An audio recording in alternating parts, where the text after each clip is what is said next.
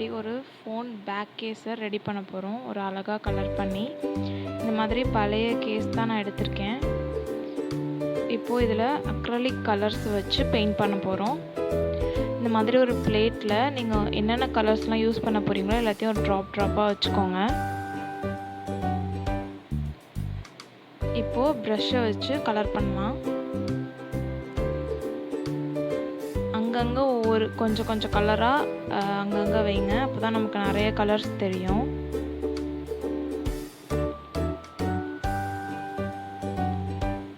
உங்களுக்கு எவ்வளோ கலர்ஸ் வேணுமோ அவ்வளோ கலர்ஸ் மிக்ஸ் பண்ணிக்கலாம். இந்த மாதிரி அங்கங்கே ட்ராப்பாக வச்சிடுங்க. நம்மளோட கேஸை நம்மளே ரெடி பண்ணுறதுனால நமக்கு ரொம்பவே ஒரு ஆர்வமாக இருக்கும் இதோட அவுட்புட் எப்படி வரப்போகுதுன்னு.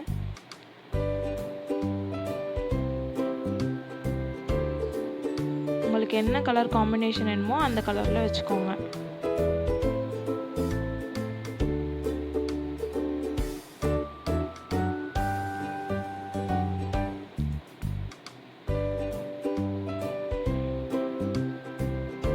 இந்த மாதிரி எல்லா சைடும் நல்லா வச்சு விடுங்க.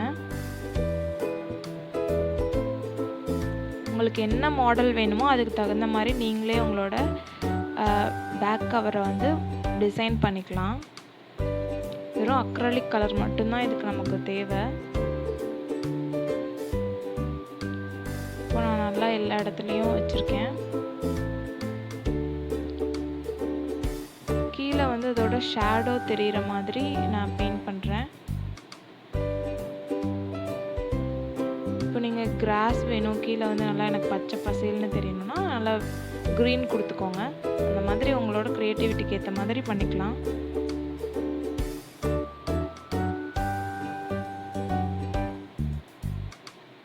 நல்ல கலர்ஸ்லாம் மிக்ஸ் ஆகும் இதில் பார்த்தீங்கன்னா. ஏன்னா நமக்கு அப்போ தான் நல்லாயிருக்கும். மேலே இருக்க கலர்ஸ் வந்து கீழே ரிஃப்ளெக்ட் ஆகிற ஒரு லுக்குக்காக அந்த மாதிரி பண்ணுறேன்.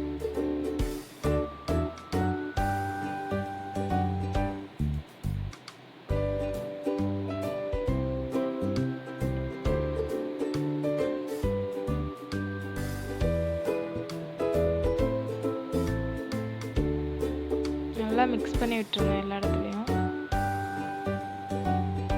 இது நமக்கு சீக்கிரமாக ட்ரையும் ஆகாது. ஏன்னா நமக்கு கவர் வந்து ரொம்ப கிளாஸியாக இருக்கனால நமக்கு வந்து கலர் வந்து சீக்கிரமாக அதில் ஒட்டாது. ஸோ கொஞ்சம் ட்ரை ஆகிறதுக்கு டைம் எடுக்கும்.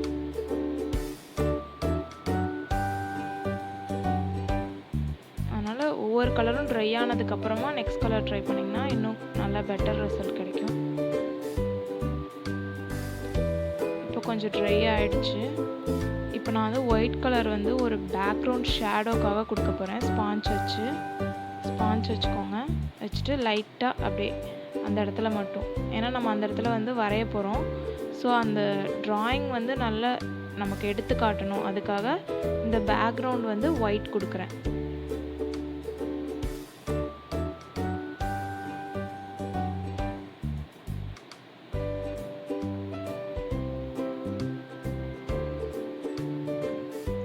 இப்போ அந்த ஒயிட்டு தனியாக தெரியறதுனால அந்த நம்ம பின்னாடி கொடுத்துருக்க அந்த மல்டி கலர் பேக்ரவுண்டோட மிக்ஸ் பண்ணுறாங்க.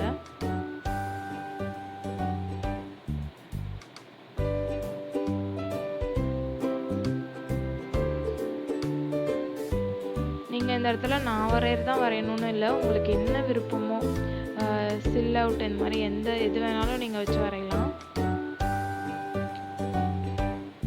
இப்போ பிளாக் வச்சு அவுட்லைன் கொடுத்துக்கலாம். நீங்கள் என்ன ட்ரா பண்ண போகிறீங்களோ அதை வந்து ஃபஸ்ட்டு பிளாக் வச்சு கொடுத்துக்கோங்க. பிளாக் பெயிண்ட்டை வச்சு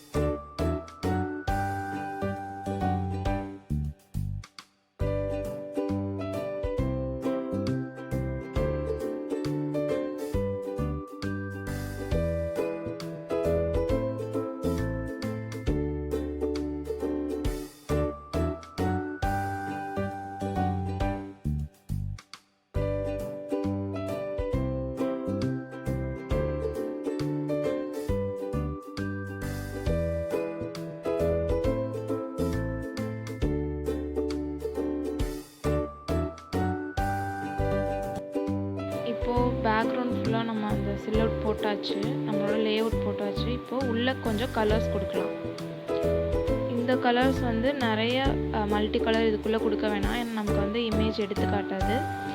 ஸோ ஒரு 2 கலர் மிக்ஸ் பண்ணி கொடுங்க.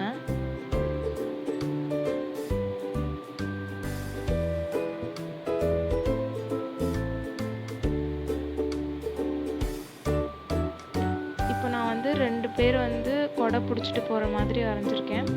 ஸோ அதனால் அவங்களோட பேண்ட் வந்து ஜீன், அதனால் அந்த ஜீன் கலர் ப்ளூ மாதிரி கொடுக்குறேன். அவங்க வந்து பேக் மாட்டியிருக்காங்க. ஸோ பேக்குக்கு வந்து ஒரு ஆரஞ்சு அண்ட் ரெட் கலந்து கொடுக்குறேன். இப்போ இது ஃபுல்லாகவே பிளாக்காக போட்டிங்கன்னா உங்களுக்கு எடுத்து காட்டாது, அதுக்காக தான் கொஞ்சம் கலர் கொடுக்குறோம் நம்ம உள்ள.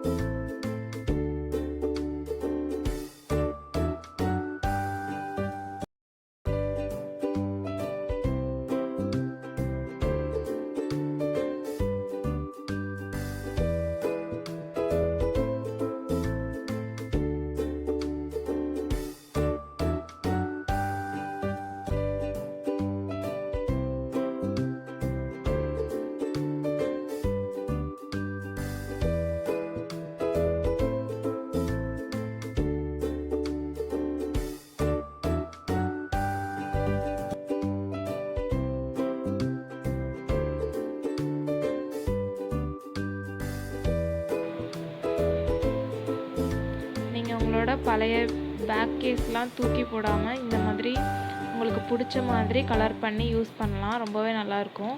இது என்னோடய அக்காவோட கேஸ். ஸோ அவங்களோட நேம் எழுதி கொடுக்கலான்ட்டு.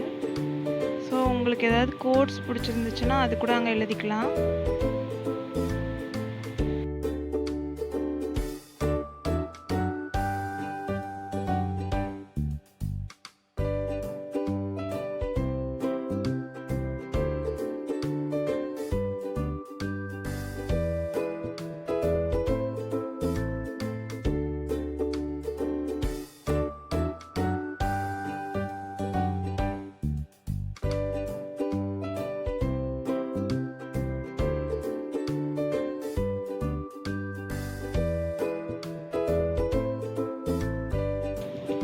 இப்போது ஒரு கிளாஸி லுக் கொடுக்கறதுக்காக நான் ஃபெவிக்ரில் மாட் ஸ்பான்ஜ் யூஸ் பண்ணுறேன். இது வந்து ஒரு கிளாஸி லுக் கொடுக்கும். இதுக்கு வார்னிஷ் இருந்துச்சுன்னா நீங்கள் வார்னிஷ் கூட யூஸ் பண்ணிக்கலாம், அது ரொம்பவே இன்னும் நல்லாயிருக்கும். என்கிட்ட வார்னிஷ் இல்லாதனால இப்போ இது யூஸ் பண்ணுறேன். ஃபுல்லாக ஒரு கோட்டிங் கொடுத்துக்கோங்க. நல்லா ட்ரை ஆனதுக்கப்புறமா கொடுங்க.